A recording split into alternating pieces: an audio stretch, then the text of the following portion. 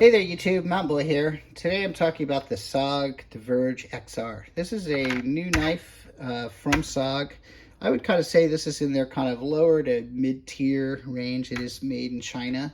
You can kind of tell by the theft-resistant clamshell that it's kind of meant to be on a store hanger, so you might see this at a big box store, a gun store, something like that. But I would say this, I wouldn't discount it. I tend to find that a lot of their knives typically have very high kind of quality for value. So here it is.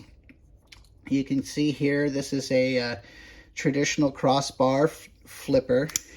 And what's untraditional about it is they market this as a sheep's foot, although I will say the original sheep's foot is the Osborne design on the 940, and the idea being you have something that you can kind of scrape out the cloven hoof of a sheep, and so to me this is a proper sheep's foot.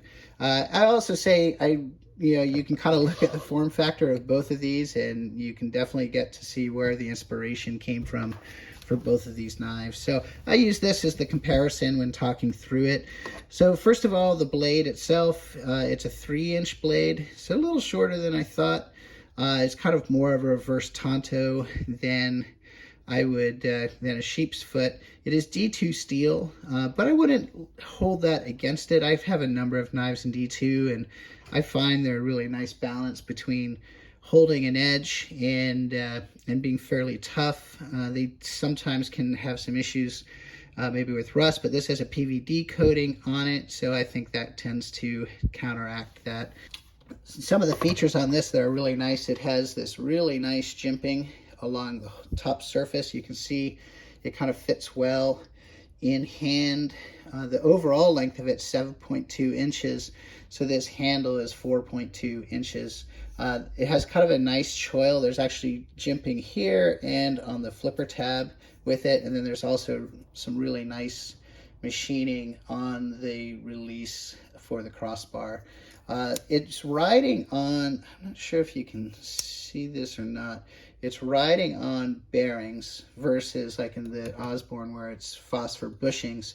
It certainly has a very smooth action, very quick action, but I will say this, I like the phosphor bushings because there's kind of nothing to go wrong with them. The idea behind them is they kind of degrade, they release a little bit of brass which provides lubrication, whereas with these bearings you can get like pocket lint and stuff like that in there, so it can gum them up, so it might need a little bit more maintenance.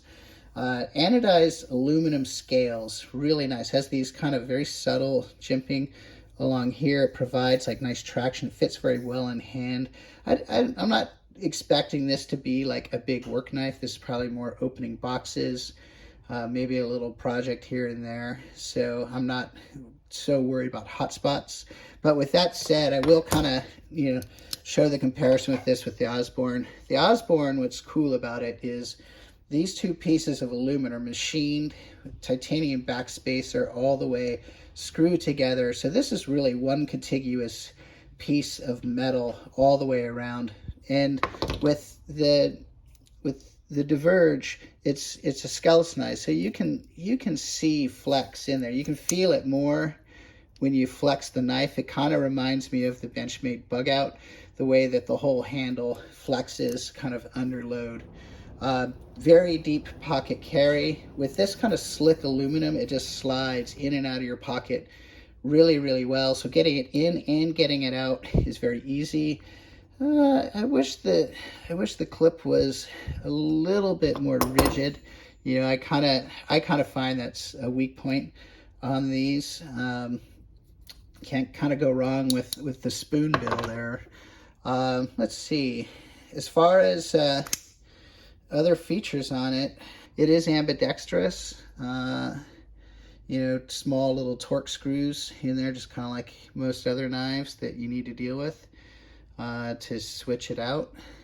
But just a very kind of nice package presentation overall. I mentioned before, it's MSRP 70, street price really like Blade HQ I think is 65. That's compared to the Osbornes, which are 240 with maybe a street price of 220, 215.